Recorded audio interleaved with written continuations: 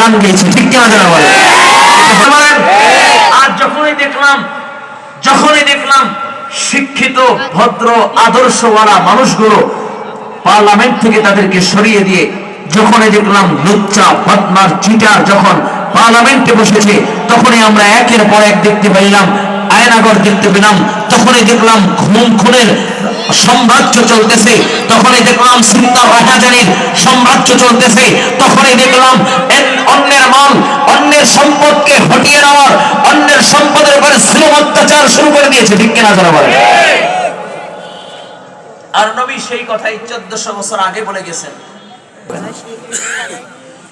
অকলিজার টুকরা যুবক নবী আমার বলেন ইমরাতুস সুফাহা, অযোগ্য লোক নেতা হবে।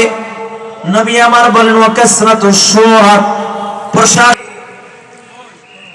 বিচার টাকায় বিক্রি হবে।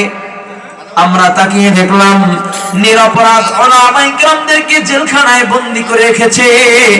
আবার 7 খুনের আসামি, কয়েক 7টা মার্ডার, 13টা বছর নিরপরাধ ব্যক্তিকেও অপরাধী সাজাইয়া জেলখানায় বন্দী করে রেখেছে, ঠিক কিনা যারা বলে। আওয়াজ করে বলেন ঠিক কিনা। অকলিজার টুকরা যুবক ভালো করে বুঝে নবী আমার বলেন বিচার বাঁচা কিনা আমল চলে আসবে।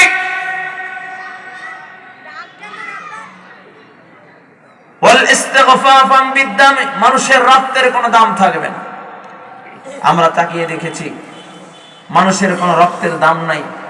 ফিলিস্তিনের জমিনে তাকায় দেখেন মানুষের রক্তের দাম নাই, বলে তাম বিশ্বের ভিতরে মুসলমানদের রক্তের দাম নাই, ঠিক কিনা যারা বলে। নবী আমার বলেন স্বৈরাচার মুক্ত হয়েছে। 5ই আগস্ট স্বৈরাচার মুক্ত হওয়ার পরও আমরা তাকিয়ে দেখি এদেশের উলামায়ে কেরাম তাওহীদি জনতাকে নিয়ে এখনো কিছু কুলাঙ্গার তারা বিভিন্ন সময় মন্তব্য করে, বাজে মন্তব্য, ঠিক কিনা যারা বলে। ছাত্র জনতার গণঅভ্যুত্থানের মাধ্যমে যে স্বৈরাচার মুক্ত হয়েছে, যে স্বৈরাচার মুক্ত হয়েছে, এর পিছনে উলামায়ে কেরামের অবদান ছিল, ঠিক কিনা যারা বলে। যদি উলামায়ে কেরামের রক্ত না ঝরতো তাহলে এত সহজে সফলতা আনা যেত না, ঠিক কিনা যারা বলে। বড় আফসোস লাগে বইমেলায় বাংলাদেশ থেকে এক বিতাড়িত নাস্তিক, আপনার নাম জানেননি, তসলিমা,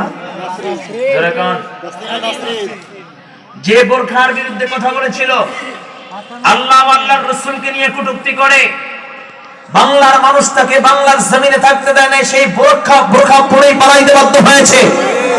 আবার ওপারে বৈশা ইসলাম বিদ্বেষী বক্তব্য আর ইসলামের বিরুদ্ধে বারবার সীতাকর কলম ধরতেছে। আমরা বড় আশ্চর্য হই, এই স্বাধীন ভূখণ্ডে, স্বৈরাচার মুক্ত ভূখণ্ডে এদেশের মানুষ লড়াই করে যে স্বাধীনতা আবার এনেছে, ৭১ পরে আবার 5ই আগস্ট যে বিজয় এনেছে, এই বিজয় দেশে আবারও সেই কুলাঙ্গারের বই বাংলাদেশের যে বইমেলার ভিতরে পাওয়া যায়, তখন তাওহীদি যখন এটাই হলো তোমাদের কাজ।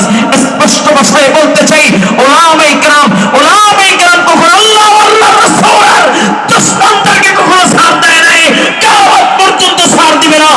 স্পষ্ট ভাষায় বলে যাই, উলামায়ে কেরাম বেশি আসে নাই, ঠিক কিনা যারা বলেন। তোমরা এই উলামায়ে কেরামের রক্তের উপরে ভর করে তোমরা আজকে ক্ষমতা পেয়েছো, ভুলে গেলে চলবে না। যে তাওহীদি জনতা স্বৈরাচারকে বাংলা থেকে তাড়াইয়া আপনাদেরকে ক্ষমতায় বসাইছে, শেষ তাওহীদি জনতা 1 মিনিটের ভিতরে চুক্তি দিলে আপনারা বলাইতে বাধ্য হবেন, ঠিক কিনা যারা বলেন।